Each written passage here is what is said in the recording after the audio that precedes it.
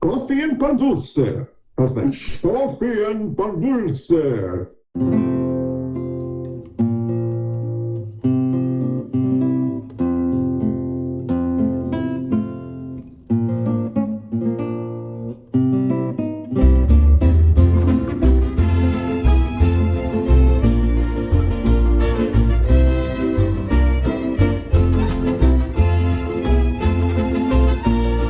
Barb Bacon, and I'm a community advocate here in South Charlotte.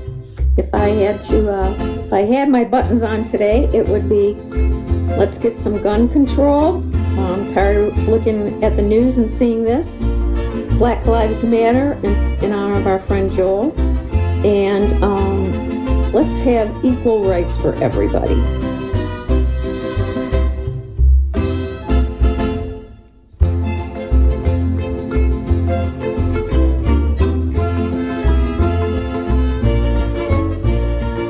This is Jenny James Gunn. I am a community advocate here in Charlotte, North Carolina for LGBT women's rights with the National Organization for Women, gun sense laws with Moms and Men Action, and anything that extends equity to all. Thank you.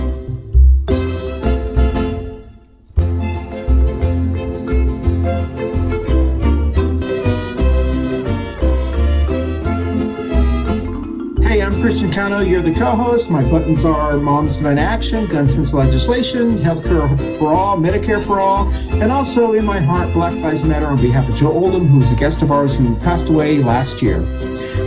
That's it.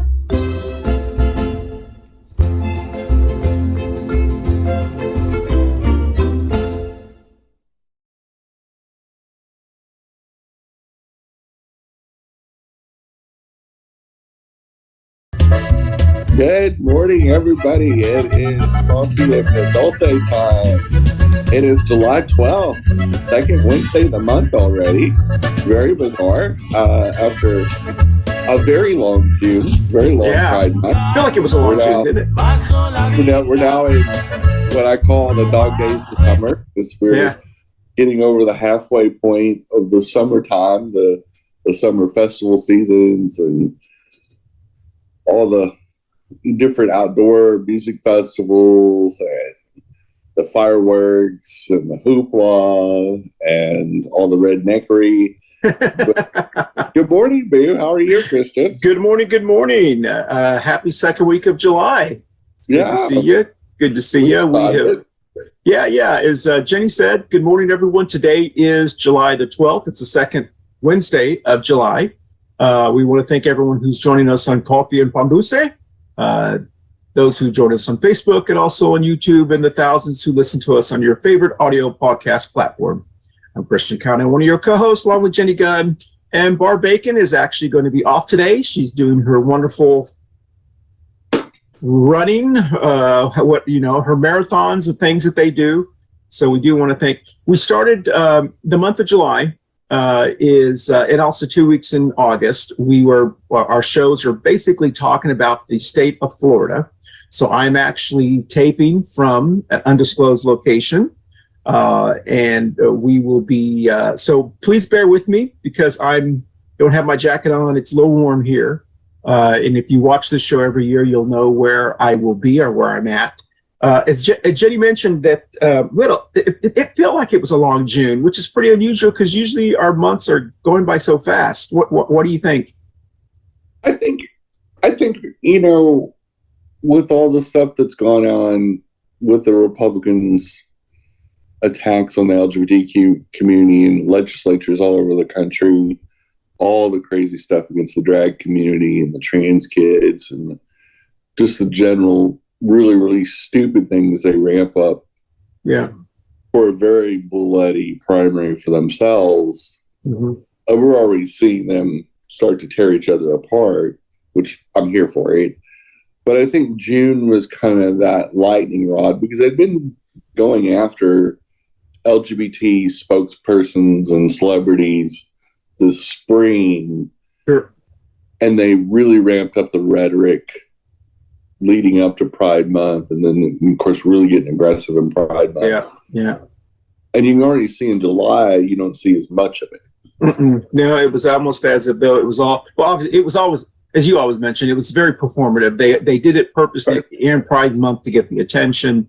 And actually, we're going to talk about that a little bit because one of the things, and I thought you were going to mention on your show a little bit, you did, about the video that DeSantis released the last day of Pride. I believe that was Friday, the 30th, June 30th. He released a video that was very anti-LGBTQ video. And in the video was apparently some bodybuilders that are like greased up and stuff. And it was just a really weird, he was trying to like attack the gay community, but yet like Tucker Carlson did, it was a very homoerotic video apparently. Yeah. So it was like, what a weird way to. Well, guys like Tucker and DeSantis. Yeah.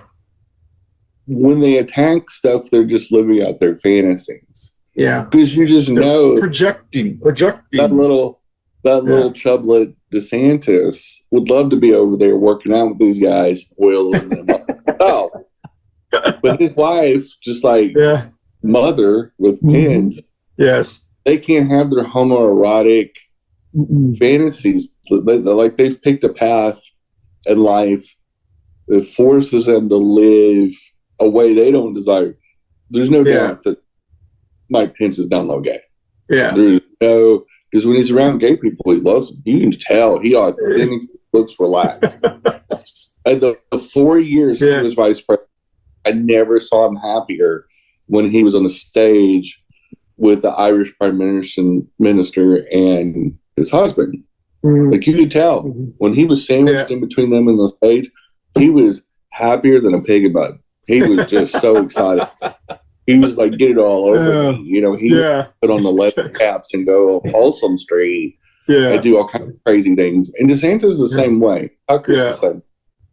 Their homoeroticism that they're trying to make look like it's bad. Yeah, exactly. Yeah.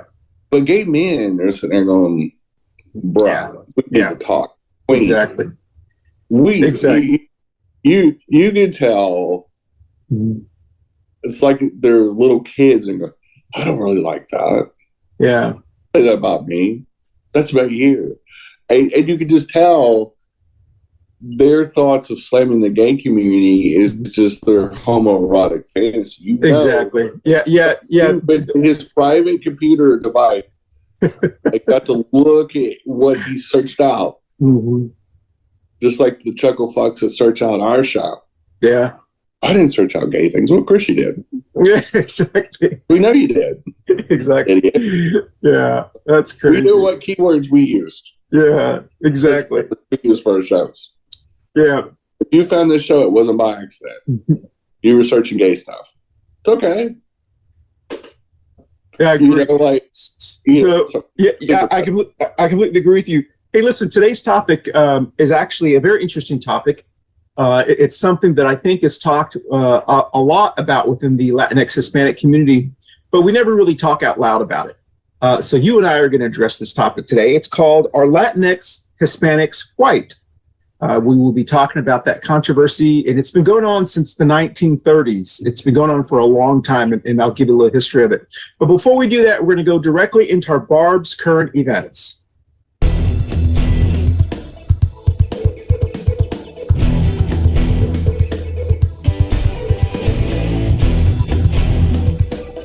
And this is Barb's current events. Okay, so Barb's current events, I have not shared this with you, Jen, but there's three of them. The first one is, apparently there's some pastor, I haven't seen the video, but there's some pastor, anytime it starts off like that, there's some pastor, it's always not a good thing. Apparently he's put a curse on the new Barbie movie. So I guess he thinks the new Barbie movie is too woke, or I don't know. I don't know the controversy, but apparently he thinks all Christians should boycott the Barbie movie and all kinds of wonderful stuff. And so that's the first one. The second one is DeSantis, as we call him, DeSantis, the governor of Florida. Apparently the new polling has come out and said that suburban women, particularly white suburban women, are not too excited about his stance on abortion. And so that's one of the reasons why he doesn't want to even talk about abortion, is because he knows if they talk about it, he will lose a large chunk of who they need to reach out to.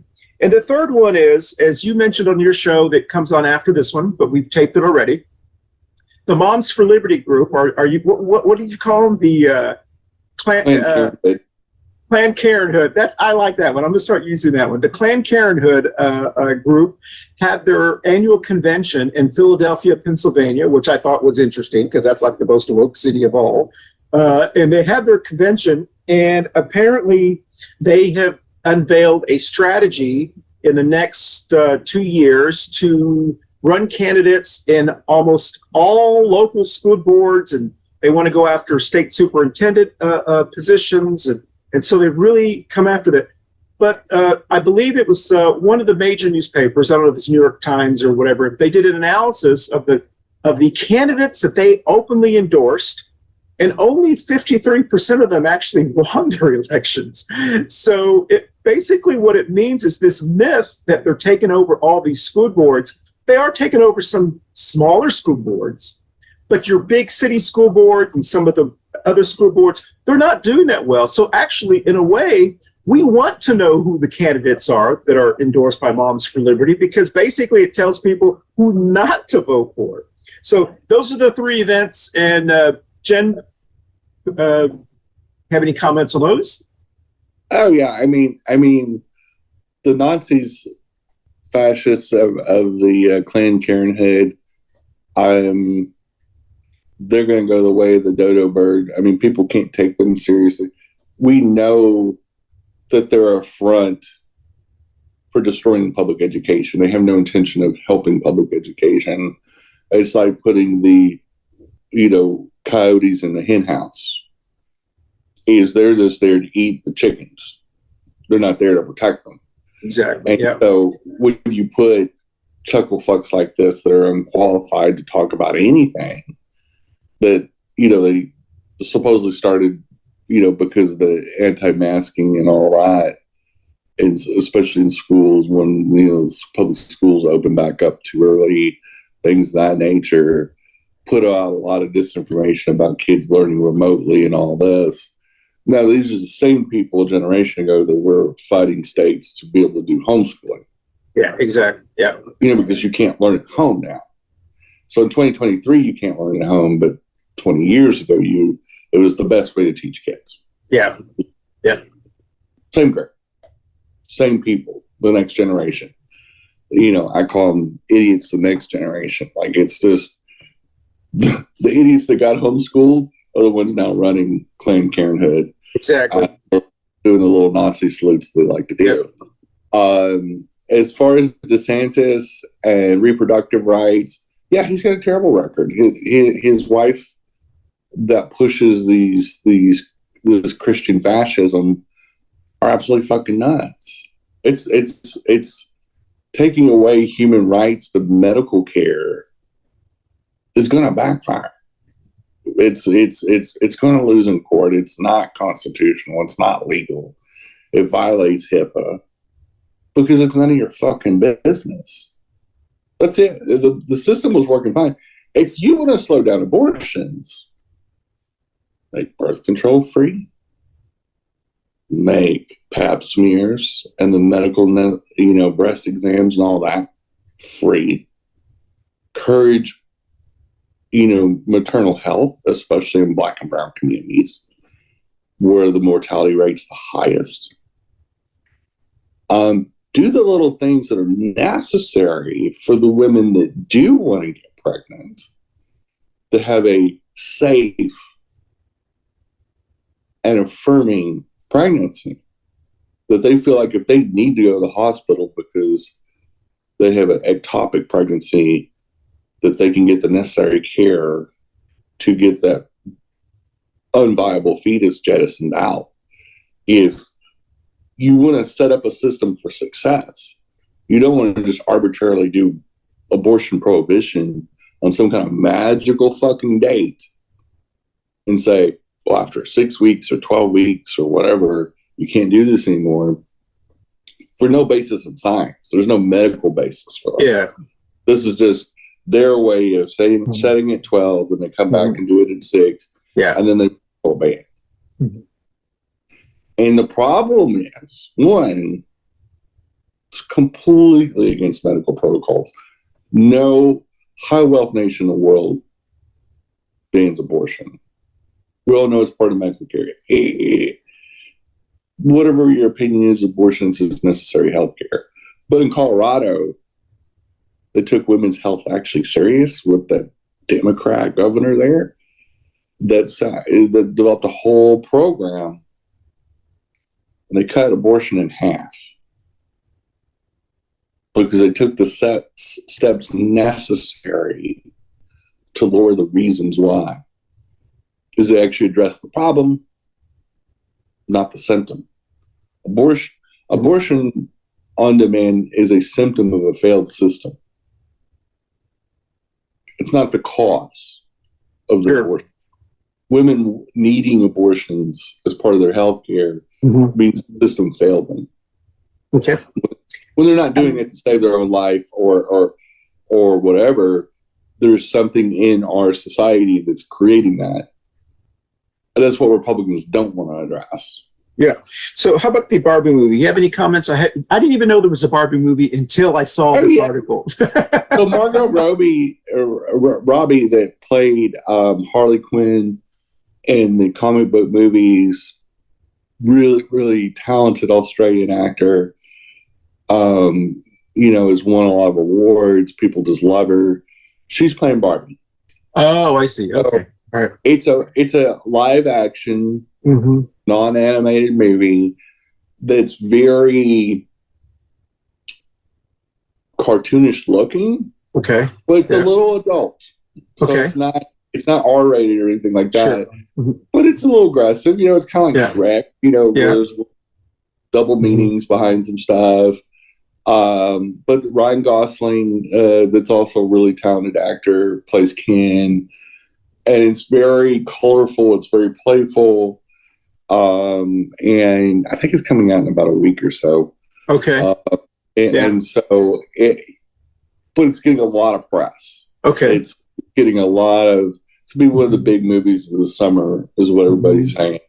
It's super cute. The actors in it were super cute.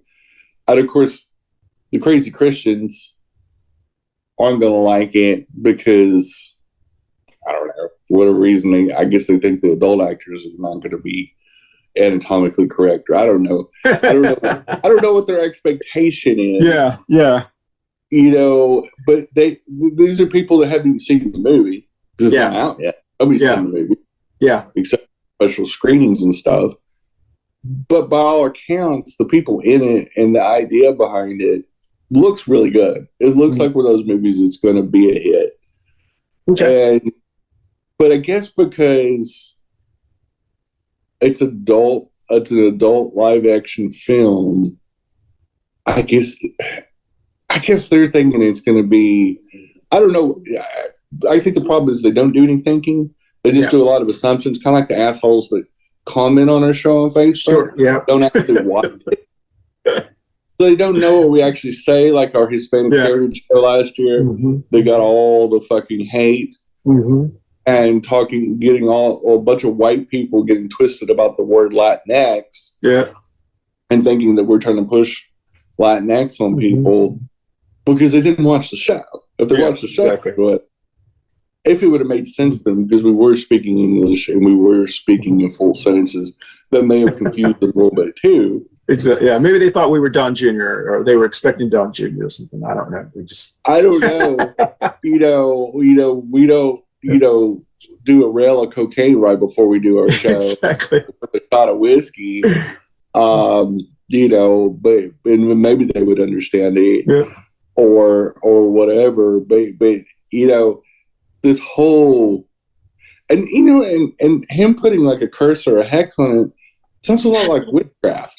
Well, but more importantly, Jenny, I didn't even know about the movie until he brought it up. So actually now I'm like, well, I might be interested in watching the movie now. So it's like, well, he's actually helping the promotion of the movie by, by commenting on it.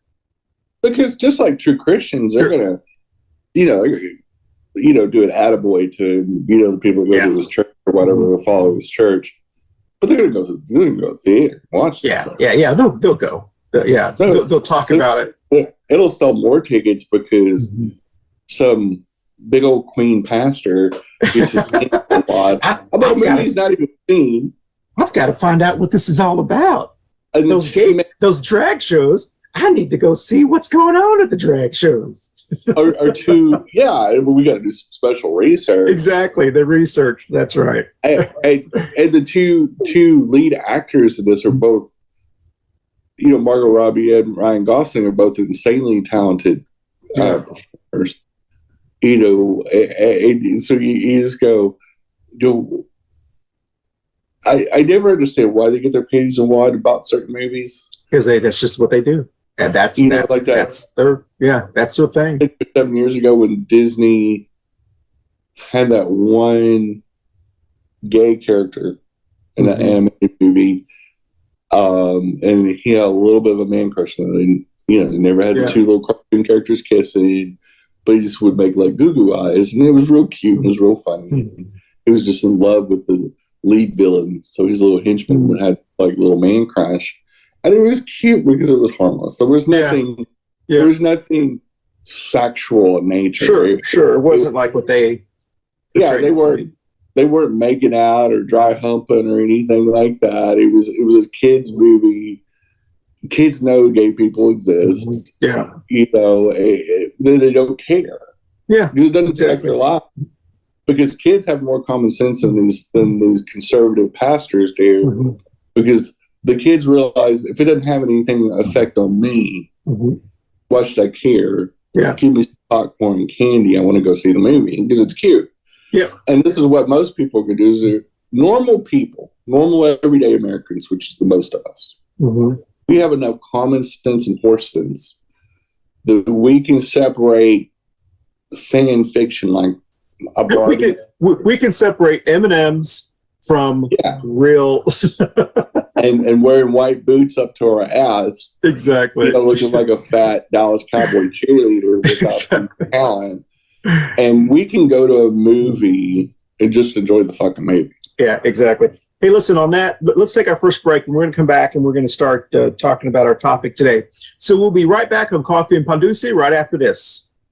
Hey, y'all, thanks for watching, and support local black and brown businesses, including our sponsor, Manolo Bakery. That has some fabulous pastries, food, king steaks, all kinds of specialty cakes, swallows, and much, much more. Some of the best food you eat in Charlotte, North Carolina. Again, Manolo Bakery, right here in East Charlotte. Thanks for watching. Hey everyone, thank you so much for watching our Coffee and Pan Dulce show every week. Don't forget you can watch us visually on our video podcast platforms on Facebook and YouTube, but you can also listen to us on your favorite audio podcast platforms like Apple, Amazon, iHeartRadio, Spotify, and all of the other ones that your favorite, whatever your favorite is. Once again, thank you for watching us on Coffee and Pan Dulce. We'll dance out. Well, welcome back. And so, hey, real quickly, Jen. So with the DeSantis thing with the suburban moms, it's not the first time I've heard that. I actually heard that DeSantis staff has been just reminding DeSantis to never talk about abortion, to never talk about those things that he's done in Florida. You talk about on your show that drops after this one about how there's this myth that Florida is this great state and all this kind of wonderful stuff. Well, there's a lot of things he doesn't want to talk about. He doesn't want to talk about how crappy their schools really are, how hot it is there, how expensive their insurance, to get insurance, on their homes. It's very, very difficult. So, there's a lot of really bad things about Florida. I'm not saying there's not a lot of people who, and we talk about this in your show also, but the people who live in Florida that I know, and especially in Texas, they're complaining about all these people moving to their state. And so DeSantis is happy, but you also have to realize the people that are moving to those states aren't the best and the brightest. They're this, I consider them the people that other states want to get rid of. Yeah. As I always say, the trash takes itself out. If you move to a state that is led by somebody like the Meatball or Hot Wheels Abbott in Texas, you get what you deserve. The people that vote these people in, either because a lot of progressive people just sit out the elections, or Democrats that are just too lazy to go to the polls, you also deserve DeSantis and Abbott. And until you take control of your state, and these states have elected Democrats as governors before, in my lifetime, in your lifetime, we've seen them have a limited amount of common sense. Not much. Texas people and Florida people were generally not real smart. They weren't real smart when I was a kid. They haven't gotten any smarter. They're just not innovative states. They sell their state like a bargain item in the dollar section of Walmart. Come here because it's cheaper on the taxes. Bring your business here. That's not a good selling point, because then there's no other sales pitch after that. Like, we know how to run our power companies. We know how to run our school. Like, there's no other selling point to move to Texas than for wealthy business owners to move their jobs and their facilities there, only to find out they can't keep the lights on. That the schools are shitty, so their employees are pissed. Especially the ones that left good states, like well-run states like New York, California, Washington State. People where they have normal governors, common sense governors that aren't fucking idiots. And so that are not trying to get their own TV show or celebrity status. And so you actually have grown adults running the state. Hey, listen, real quickly before we go into our topic, that Moms for Liberty thing I shared with you, that their convention was this past weekend, and that they had announced that they're going to, really go full force on running candidates for school boards, for also state superintendent positions, and state boards of educations and all that kind of stuff. And then the data shows that they've only really won about 53% of their actual candidates they've endorsed.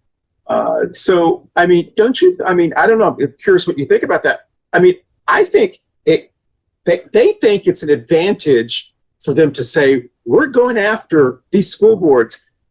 It's like, I'm like, go for it. Well, and this is the thing, is that candidates, they endorse more than just school candidates. But they do it privately. Yes. And when you have to do your endorsements on the download, doesn't that say everything you need to say? Exactly. That you're anti-democracy, you're anti-truth, that you obviously are doing something wrong if you got to hide it. And it's not because they're going to be picked on, because they're fascists. They do the abuse. They are the bullies in the land. They're psychopaths and they're terrorists. And that's all they are. It's just another branch of the party of terrorism, which is the Republican Party. And so when you take morons like this, and Moms for Liberty are just, again, they're no different than the Proud Girls. They're no different. What is it? The Clan Parenthood? Clan Parenthood. Okay, that's actually really. They're predominantly white supremacists.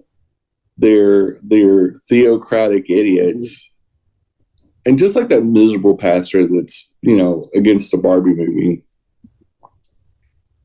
Can you imagine living your life hating everything about your country? Think about waking up every morning and saying, I hate public schools. Yes. I hate trans people. I hate the Barbie movie. I hate Bud Light. I hate Cracker Barrel. I hate Chick-fil-A. They eventually always turn on each other. I said that back in 2010. The good thing about Republicans is once the pressure's on them, they always crack. Yeah. And they do. Because they have no original thoughts. They have no morals and conviction to actually stand on. Mm-hmm. Christianity is one of the most morally bankrupt scams ever. And when they have to turn to their old standbys of fascism and theocracies, they're going to crumble because there's nothing American about that. The Christianity is a foreign concept. Didn't start here. Is it weird? It's funny, interesting you say that, Jenny, because as you mentioned, and you remind people all the time, we do tape the show a week before. So when you're watching this, it's July 12th, but we're actually taping it July 5th. Yesterday, which was July 4th, I actually thought about exactly what you were talking about, how this is one of the few times that I remember the former Grand Old Party, the GOP, they have become, and we've talked about, they have become the party that hates everything about America. And so you almost want to say, why are you even here if you just hate everything? I mean, but then I would sound like they used to tell us, hey, if you don't like it, move. But they weren't criticizing us because we hated America. Sure. They were mad at us because we were pointing out obvious flaws. Sure. Yeah, exactly. Like building too many nuclear weapons. Yeah. Ignoring the environment when we still could have fixed it. Mm-hmm. We can't fix it. We can't turn it back. We can slow it down. We can maybe stop it. Mm-hmm. But we can't fix it. It's never going to be like it was in the 70s, 80s, 90s. Okay. Those days are over. That deadline's already passed. Mm-hmm. We can't reverse it back out like that. It doesn't work that way. How bad the climate is now, we're stuck with for a long, long time. Mm-hmm. That's a cold, hard reality. And they don't like it when we point those things out. Sure. Because for some odd reason, they can't be bothered saving breathable air and drinkable water. That's how stupid these people are. Mm-hmm. They don't know how to wear a mask unless they're hiding their identity because they're a cop and they're protesting a drag show, a perfectly legal drag show. Yeah. They can't, so in reality, they are, I hope they go public. I hope Planned Parenthood puts their seal of approval on every candidate they want. So we will know, all right, this is the one to stay away from. Because whether those candidates know it or not, and they're Republicans, so they're not real smart. Yeah. They may think it's a really good thing. Mm-hmm. I think it's great. The more you shine the light on the only difference between a 1980 Republican and a 2023 Republican is that they're just willing to blab everything. Sure. Yeah. Reagan was just a sneaky bastard. Sure. Well, he did worse things. Yeah. But he didn't go out and say, "Hey, I'm personally holding back HIV medications to kill gays." He just did it and didn't talk about it. So for those who have trying not to talk about abortion, like he didn't pass restrictive abortion bills and is anti-abortion and anti-women. He's trying to pretend like I just won't talk about it because it's a losing issue for me. Yeah, I don't look like the idiot that I am. So he's trying to run Reagan style on certain things. and he, plays little homoerotic, little videos. If you have not, for our listeners and viewers, if you have not watched the documentary, and I apologize because I'm not sure if it's on Prime Video or if it's on Max, HBO Max. It's a documentary about Andy Warhol, and there's been many of them, but this is the latest one that was done, and they talk about the HIV/AIDS crisis during there. But there's also another one that I saw that just came out. And it is about Rock Hudson. It's another one about Rock Hudson. And he was very, very close friends with Nancy Reagan, and how they denied him the ability to come back from France because they didn't want to be connected with HIV. So he had to pay out of his pocket, rent a charter for $250,000 to fly back so he could die peacefully at home in California. It shows you how much of a dick Ronald Reagan and his wife were to even their own friends. So if you haven't watched that documentary, it's a very, very interesting documentary. Talks about, for those of us who remember the HIV/AIDS crisis, it's interesting to see these and then remember what happened during that time period. So it was... Because how the world looks at us now, sure, especially the United States, and I'm talking about the general public, not a political party, is very favorable. And back then, most people didn't even know who was gay. The majority of gay men were in the closet. Yes, especially during the Rock Hudson time and all that. It was crazy. Oh, yeah. I mean, there was very few places where people were openly gay, and especially in the 70s and early 80s when the HIV pandemic kicked in worldwide. And for the longest, they didn't even know what it really was. Yeah. And then when they did, and a lot of the European pharmaceutical companies started coming out with pretty effective drugs, they just didn't let them into the country. Mm-hmm. And by the time they did, it usually turned into full-blown AIDS. And of course, once it's full-blown AIDS, you're done. If you catch it in HIV's, incubation's time, and you can stop it early enough, honestly, it doesn't change your lifespan. It literally can be controlled. It can be undetectable. But even those early drugs, that you had to either sneak in the country through Mexico or go over the border in Mexico and get the treatments. And that was the whole reason why, the Dallas Buyers Club, for example, that movie. Oh, yeah, that's right. Yeah. Matthew McConaughey, played a straight man that got HIV, because not everybody that got AIDS was gay. A lot of Americans died that were either IV drug users in the very early days when we didn't even have a test, they didn't even think about testing blood transfusions. Yeah, blood transfusions, people that got it through transfusions. And you had like Ryan White, you had Arthur Ashe, and people like that didn't get it through, intravenous drug use or sex or anything like that. They got a blood transfusion because of a surgery or they're hemophiliac or something like that. But there was a lot of things that our government just put the brakes on. The Reagan administration specifically put the brakes on. And those people got HIV and eventually AIDS and died because of Reagan. Reagan killed those people. He purposely didn't want to admit there was a problem, didn't want to, wanted to suppress it, wanted to kill as many gay people as humanly possible. And how you do that, and we saw this happen again with COVID, is that you had one political party that was having super spreader events, purposely spreading COVID, because we all knew in 2020 that if you had large indoor events with no masks on, there was somebody in that crowd that had COVID.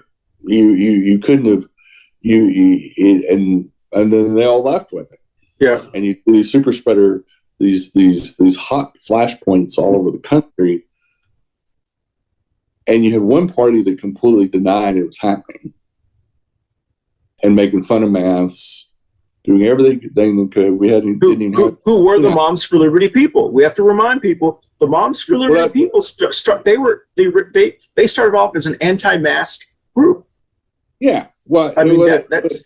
They were still attacking the school closings. So yes, yeah, they were twofold. Is that they were formed and funded, and we got to remember they're a nationally funded organization. They're not a grassroots thing. They just didn't pop up. Sure, it was an organic thing. This is a collection of former homeschooling moms and wacky conspiracy theorists who just had changed their haircuts. Yeah, they just fucking went from one Karen haircut to another. Exactly. They got styled a little bit more Nazi style. Yeah. I'd embrace a little bit more of the, literary works of Joseph Goebbels and all the other Nazis, and just realized we're going to go full frontal fascist now. Sure. But none of this sprung up by accident. And they were one of the Hail Mary attempts to try to win the presidential election in 2020 for Trump. Yeah.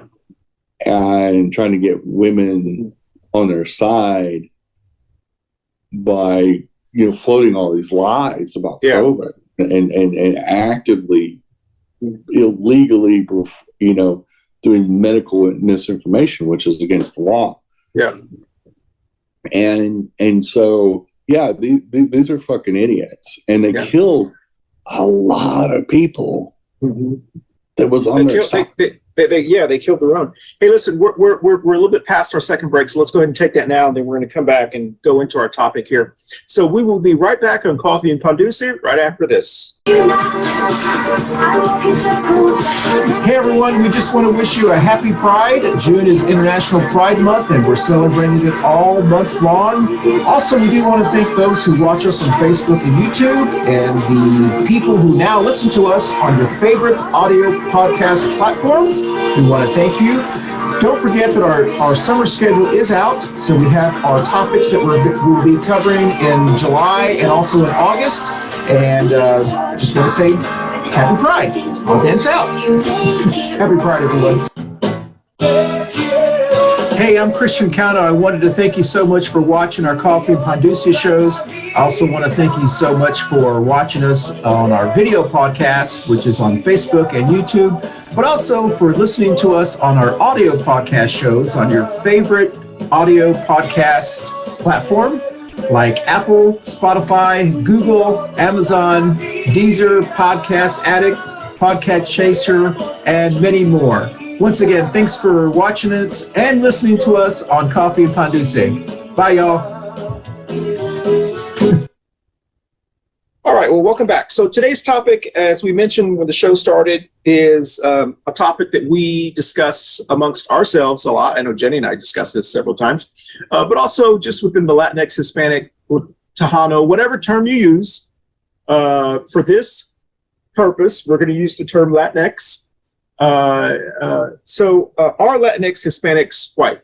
So as long as I can remember, Jenny, you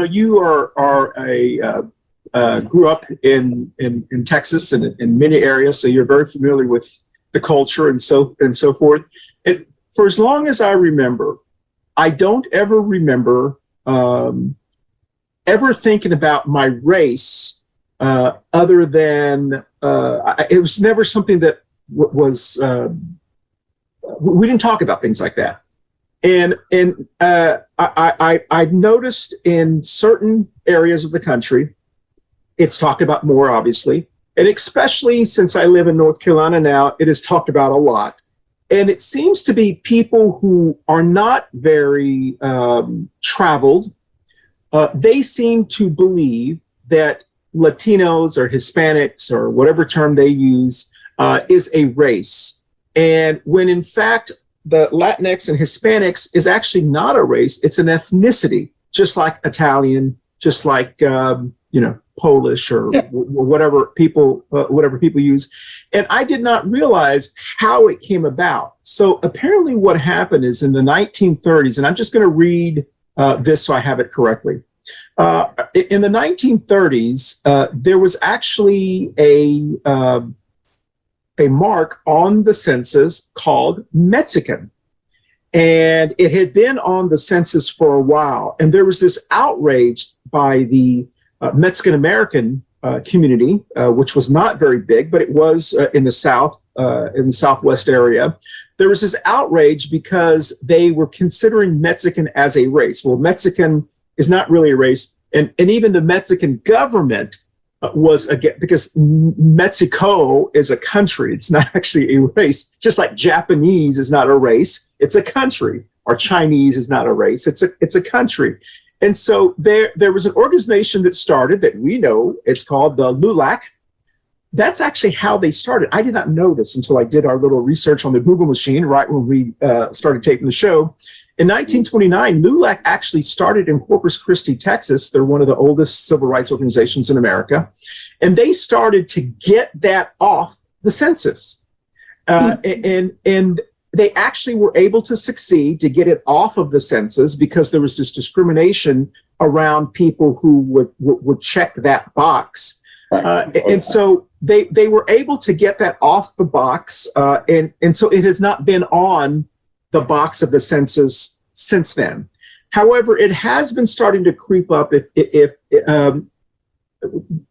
on certain people's applications and so forth. And you will say, if you're filling out for, I'll give you an example. We went to get some shots, some vaccinations before we do our traveling. And when we were going on to the website to sign up for the vaccination, it said, "Are you Hispanic, non-Hispanic?" That was like the first question. And then the second question is, what is your race? Are you white, black, Asian, so forth? And so I think there are some people that actually confuse that now with Hispanic, Latino must be a race. It's just they want to try to count that. So I'm curious what you have to say about this, and I'd be curious because I know we're going to get a lot of feedback on this one. So what are your thoughts on that? Well, first of all, you're exactly right. And Mexican is a nationality. It's not even an ethnicity. It's exactly. It's for the most part, Mexicans aren't really much different than an El Salvadorian, but they're all kind of Central Americans. They're all kind of come from that ethnicity, even though the dialect of Spanish that El Salvadorians speak is slightly different than what they speak in Mexico, and especially in Mexico City. But it's a yes and a no. So, you have Afro-Latinos, you have different ethnicities and different mixtures when you're talking about the Caribbean, like the Dominican Republic or Puerto Rico. Puerto Ricans tend to be darker because there's a lot of the former slaves that were dropped off by the different European powers like Spain and the UK and France and all that. So there's a nice mixture. I mean, Hispanic and Latinx people have all kinds of different origin stories, and they're depending on how the original Spaniards and Portuguese that came to those countries, like in Brazil, how much they intermingled with the indigenous nations and first world nations that were there. And it really depends on the part of Mexico. Plus, Mexico is very diverse. People don't realize. So there's a lot of things. People don't realize how many Italians live on the West Coast. A lot of Germans. A lot of Germans. A lot of Chinese live in Peru. Yeah, exactly. Peruvian Chinese community. I have a good friend that's a Chinese Peruvian of origin that has an Asian body makeup and Asian skin tone and is 100% Chinese and Asian. But she doesn't speak Chinese. She speaks Spanish. Her primary language is Spanish, and she speaks decent English. And she learned that as an adult when she came here to go to school. And then just became a citizen. But her last name is, definitely a Chinese name, and her first name is Carmen. Like, Yeah. you know, and so when you hear her name, you're like, oh, yeah. Okay. But so you know, first of all, when you get into the diversity of it's just like saying somebody's European. Yeah. And I go, there's a big difference between a Greek, somebody of Greek origin, and a Mediterranean culture. Exactly. Just not just in skin tone than somebody from Switzerland. Exactly. Yes. They both live on the same continent. Yeah. But they definitely look different. The skin tone's different. One lives near the Arctic Circle. Mm-hmm. One lives near the equator. Sure. And so people don't realize in Spain there's the huge diversity too. There's people more Moorish or North African. Yes, exactly. Yeah, and I actually have some of that in my my DNA. 100%. Yeah, you know, because you have a partial Spanish origin, and so many of those families also had Moorish or North African deal, because it's just really close, like Spain and North Africa, Morocco and all that are literally neighbors. Yeah. And so people don't realize that there's Latinx people all over the world. There's people from all over the world that are in predominantly Latinx countries. And then when you talk about the American Latinx communities, and there's a huge diversity between a Cuban and say Tejano. Exactly. And, very different. Very different practices, very different origin stories of why they came here or why they were already here and the border just moved on them. Way different histories. And then you got to get into the inner Latinx debate of colorism. Exactly. And that's a tough thing because this also happens in the Black communities. Yes. So lighter skinned Black people get better treatment sometimes inside the community too. Yeah. Same within the Hispanic Latinx community. Yeah. Yeah. In the same way, a lot of derogatory comments come from inside those communities. Yep.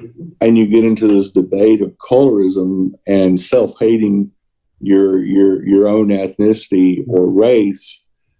And, of course, it's really put upon by white supremacy. This pushed its way or integrated or infested these communities to turn on each other. But you saw it a lot in San Antonio, where I spent a lot of my life. I've literally heard light-skinned Hispanics use really derogatory terms. The one that starts with W, and things like that. Well, they're just a bleep. Yeah, and you're a Tejano, dude. Like, exactly. You of all people shouldn't be referred and use it in a derogatory term. I mean, it wasn't just a descriptive term like they just came over, which is still gross, but actually meant it to be a nasty term and meant it to be the full force of that slur. Sure. And because they were darker, and they also worked outside. Exactly. And he owned a company. He was inside all the time. And he was.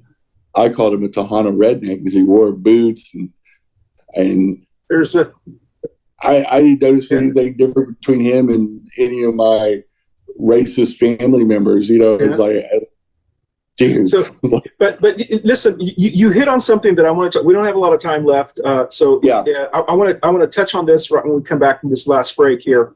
But if you like what you're hearing from Jenny, she does have a show that drops every Wednesday at 11:30 here on whatever you're listening or watching this on. It's called Two Queers in a Truck, and this last commercial will be all about her show.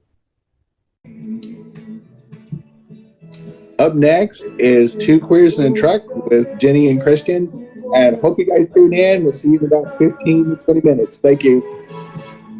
Bye. All right. Well, welcome back. And so that is, so please watch Jenny's show. It comes on at 11:30 every Wednesday. So Jen, we're going to go directly into our Pendejo Chronicles. And this next topic, which is the same topic, is actually about the Pendejo Chronicles. So we're going to go directly into our Pendejo Chronicles.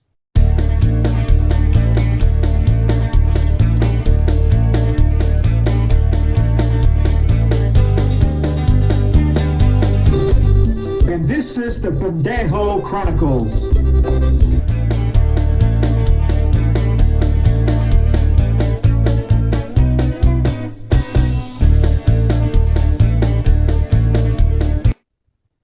Okay, so this is the Pendejo Chronicles. I'm changing up a little. We're not going to read anything from people who've been posting stuff on our social media sites.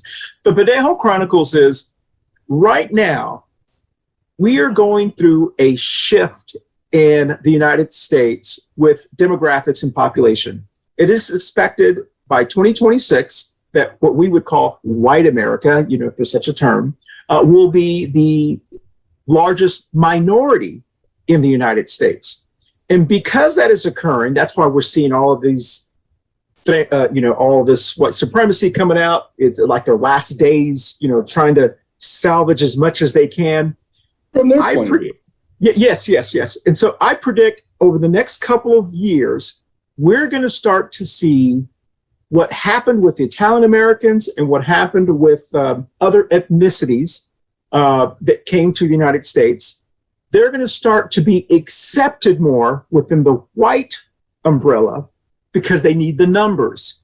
So I predict over the next couple of years, you're going to see more what we would call white Americans start accepting Latinos or Hispanics as white because they need the numbers.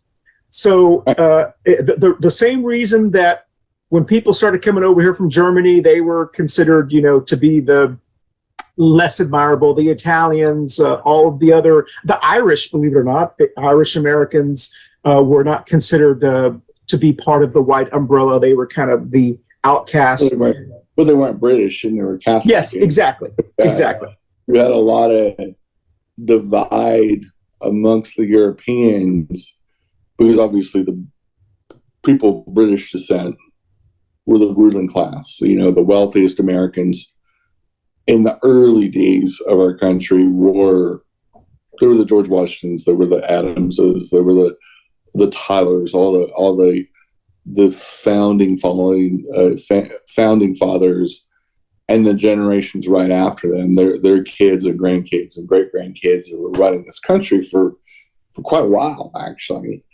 And so and then we started bringing in more and more Irish, which was that first wave of non-British immigrants, and then it just went on and on and on for about 100 years. Now you have these, you have a lot of Central Americans that are now coming here with already a pretty sizable Latinx and Hispanic population in the United States already. Sure. Some have been here hundreds of years, like your family's been here since like the 1790s or something like that. It's been here for, and so the reality is these families, and especially the families that have been here multiple generations, but have an ethnicity that identifies with Latinx and Hispanic heritage, are now looking at these new arrivals as interlopers. They don't see it here. Yeah. Because these people that are coming in for the most part are extraordinarily poor. Yeah. Probably low or no educational levels. They were laborers where they came from, bottom of the food chain. And it was so bad they decided to traipse across the desert, across, some pretty dangerous things, just wandering through to get to the United States with the hope that they can get in somehow. Well, but that's what's so interesting with what you said, Jenny, was because exactly what you said before we took the break. Right now on PBS, there is a documentary that just released. It's a Ken Burns documentary about Benjamin Franklin. And they talk about Benjamin Franklin's writings. And during the early days, right before the Revolutionary War, he actually wrote about his disdain for non-English people that were coming to his colony. He was afraid that the Germans would take over. He even used words like Trump. They were the less desirables. They were not the same terms that are being used today. He was afraid that his colony was going to be taken over. Like it was almost like their version of the great replacement theory. they were talking about that during that time period. And so I do think, this is nothing new. Exactly. This is nothing new. This is origin story is the original invaders don't want done to them what they did to the indigenous people here. Exactly. Yeah. Or in other words, conservatives are always the guilty ones. They always are guilty of the crimes they accuse other people. And they knew, Benjamin Franklin was at a time when we were murdering and slaughtering indigenous women and children. Exactly. Yeah. We were literally, the next century, we spent sending military and all that kinds of stuff into the Great Plains and wiped out hundreds of millions of bison to starve out all those indigenous nations. Like, there was piles, stories high, of dead bison and buffalo to starve out indigenous nations that depended on those roaming herds. For example, George Washington himself led troops into New York State to wipe out 3 indigenous nations that he already made a peace treaty with, and then decided to go ahead and slaughter all 3 of those nations and run them out after he made a deal with them. The lore in those nations, for the descendants that are still alive today, they basically call him a devourer of worlds. Even hundreds of years later, that's how much they hate George Washington. So this all comes from a British superiority complex and a white supremacy ideology that the Brits had, that they pushed down through the generations, and that many European nations thought they were the epicenter of the planet at one time. The Dutch, the Spanish, the French, so on and so forth. We just happened to inherit the bigotry of the British Empire. Mm-hmm. And so when the majority of us are not of British descent anymore. Well, my dad's family is not British. Mm-hmm. Well, I guess, I mean, I know they're German, right? German. So, that's what, in a way, that's a little, in a bizarre way, that's the humor of this current white supremacy movement. A lot of these Proud Boys and a lot of these great replacement people, like probably even Tucker Carlson, I don't know his ethnicity or his background, whatever. A lot of them aren't English. They're like Polish, they're Scott-Irish. Most of them aren't Anglo. Most of them are exactly. So it's like what they like to call themselves pure blood because they didn't take the vaccine or whatever. But they are not. There is probably very few, and I'm talking about maybe not even a full 1% of American anymore. That are still 100% of British descent, unless they just got here. Exactly. Yeah. And even that, the UK is very becoming diverse. The United Kingdom is way different than what it was back then, where there was a big divide between the different ethnicities on the British Isles or the United Kingdom that the Irish kept to their own. There wasn't a lot of intermixing. And also a lot of Asian influence, a lot of Indians, Indian nationalists from India that now live in the United States, little live in the United Kingdom. The United Kingdom is way more diverse than it used to be, because the world is more diverse. There's people of all ethnicities living there's like pockets of people living all over the different world. It's just the way it is now. Because 1, there's 8 billion of us, and 2, the ability to travel has never been easier. You can literally be on the other side of the world in a matter of hours. I used to be months. I agree, and I do think over the next couple of years we're going to start seeing, and as we move towards 2026 and even beyond, I do think you're going to start finding, as you mentioned, a lot of Latinx Hispanic people, especially lighter skin color Latinx Hispanic people. You're going to start seeing them really emphasizing that they are white, and you're going to start seeing a lot more of them join this Or they just do a Reagan DeSantis thing, Yes. and they'll just won't talk about it. It'll just be one of, like on the surface level, everybody knows what they're saying, and they know that they're either xenophobic because they don't want the new arrivals here, I guess taking their place or whatever. Like there's a finite amount of slots for Exactly. Latinx people. Like they're, oh no, we got to that 101st one in this county, can't have any more. You know, it's such a bizarre deal. Kind of like the marriage certificates thing. Like, oh, if we print too many gay certificates, we'll run out of them for the hetero couples. Oh no, it's going to be a crisis. And so this xenophobic idea and all this stuff, I've always said, none of this is new amongst conservatives. Christian nationalists, conservatives, that whole rote of people, it is not something that popped up last week. It's going to rename itself just like the Planned Parenthood. It's just another version of what was already here. And so they can change the name. They can call it, instead of segregation, and call it school choice. But to sell it and convince people it's something new, well, no, it is segregation. It's good old-fashioned segregation. It's just sanitized for your consumption. And made it more palatable for people to swallow the bullshit that they're being fed. But, you know, the Latinx community adopting especially Americans, developing the idea of colorism and pushing colorism, and even more so whitewashing their identities, is a huge mistake. And be true to yourself. To me, be proud of your heritage, your ethnicity, and be the beautiful people you are. Don't fall in for the white supremacy, xenophobic bullshit. Welcome your siblings from other countries. Let them share in the American dream. We need them. We want them. We should always want them. We're almost all children and grandchildren of immigrants. I am.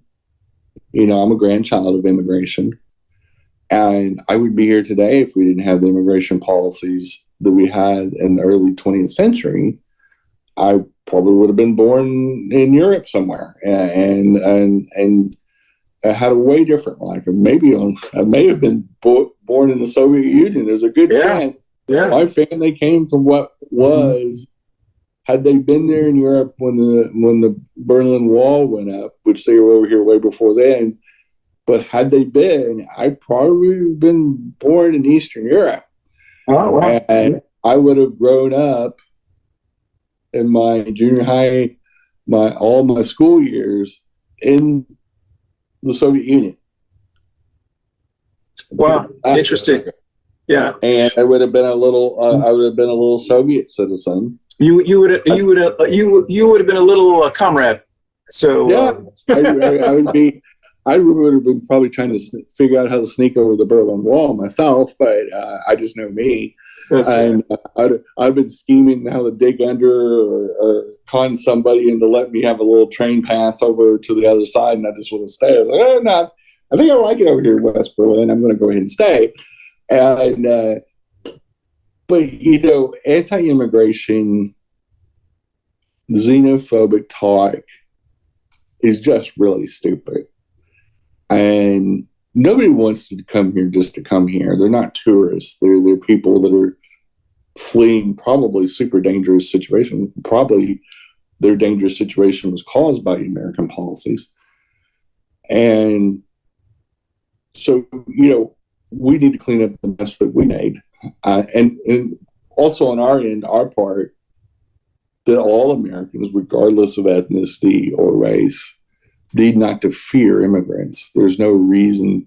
I've never had an immigrant do anything to me. I don't fear poor people. I don't feel poor people that are struggling to come here because I came from that. Yeah. I know when my grandmother was alive, I heard this of struggling and then struggling after you get here. It's hard enough especially if you don't speak the language, the main language of commerce, which is English in this country. Well, listen, we have run out of time. We carried the show again, Jen. Thank you so much. Tell us where you're going to be the weekend after this airs, if you know. So I think this is going to be this show is going to drop about 2.5 weeks before my benefit show. So I'm doing a show on July 29th. I'm bringing the nationally known Pheromone. She is a former RuPaul's Drag Race competitor. Very cute, very funny, phenomenal entertainer. We're having it at the Basel Club, which is a club and a private party space that also has an art gallery. The proceeds are going to go to a fund I've nicknamed the Innovation Fund, that's going to go to help train and do a lot of other good work to reduce poverty in the LGBT community. And super excited. Tickets are going to go on sale pretty soon. So you can look at my social media posts and you'll start seeing links for tickets.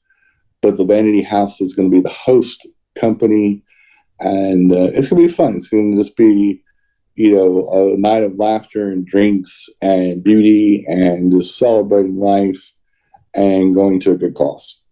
Excellent. That sounds, I'm sorry I'll have to miss that one, but I'm sure I will. I'm sure I will see that. You'll be in your bunker in an undisclosed location. I'll be in my bunker in an undisclosed location, which is exactly where I will be. So thank you so much, Jenny, for helping me carry the show, or you and I carried it again. Hopefully we'll get Barbara back next week. I do want to remind everyone that we are going to continue our shows from or about Florida. The next show that is coming up is actually the Great Florida Brain Drain. We'll talk about how some of the best and the brightest, especially teachers, professional educators, are leaving the state of Florida because of all the political craziness going on there. And then we're going to have a special show at the end of the month, Florida's War on Drag Queen and Disney. We hope to have some drag queens from Key West, our undisclosed location, on the show, and maybe we'll have some other ones around the country if we can pull that one off. And then, of course, we have some more in the month of August. So with that said, anything else, Jen, before I dance us out? I think the Florida shows will be interesting from the fact that I think some people, because they can handle all they can handle in the area they live in, don't realize how desperate it is for Floridians, and especially working age. The wealthy retirees that move down there and buy $1 million homes aren't really affected by this, and it's really the families that are between 18 and about mid-50s that are especially in the working class, work in the service industry. Exactly. And what we call the true middle class, and not the wealthier part of the middle class, but really the true, the people that build America, the people that, and all that, they're the most affected by this. Teachers are in that class. And it's going to be interesting to talk about that. But also the fact that so many teachers are leaving the state or just not going to teach anymore. Yeah. And Texas went to that too. And there's an interesting parallel of why Texas public education dropped so low in the earliest part of the 21st century, about 20 years ago, and things that I know that happened that I'll share on the next show. Yeah. That Texas very much went through the brain drain, and the brains haven't come back. Yeah, exactly. And so it's a very significant issue when you lose that much human capital and how it affects society, and really because it'll end up encouraging poverty and a lot of other issues. Excellent. Well, listen, thank you so much, Jen. And we will see you next week on Coffee Pan Dulce. We're going to try to dance out of here. Let's see if this works here. Oh, there we go. All right. Bye, y'all. See you next week. Bye, y'all. Hey, y'all. Thanks for watching Coffee Pan Dulce. And it's getting pretty hot out there, so drink lots of water and be safe. And enjoy summer. See you next week. Bye, y'all. Babu. Bye. Next up, thanks for watching Coffee and Pan Dulce. Next up is Two Queers in a Truck. Stay tuned. Coffee and Pan Dulce. How's that? Coffee and Pan Dulce. Sounds You great. sounded like a telenova. I mean, I'm trying this. All I have to say is go. Yes, as a right. non-Spanish speaker.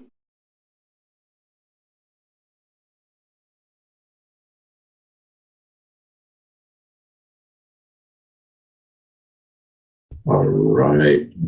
Let me do the music and we will get started. Today is July 12th.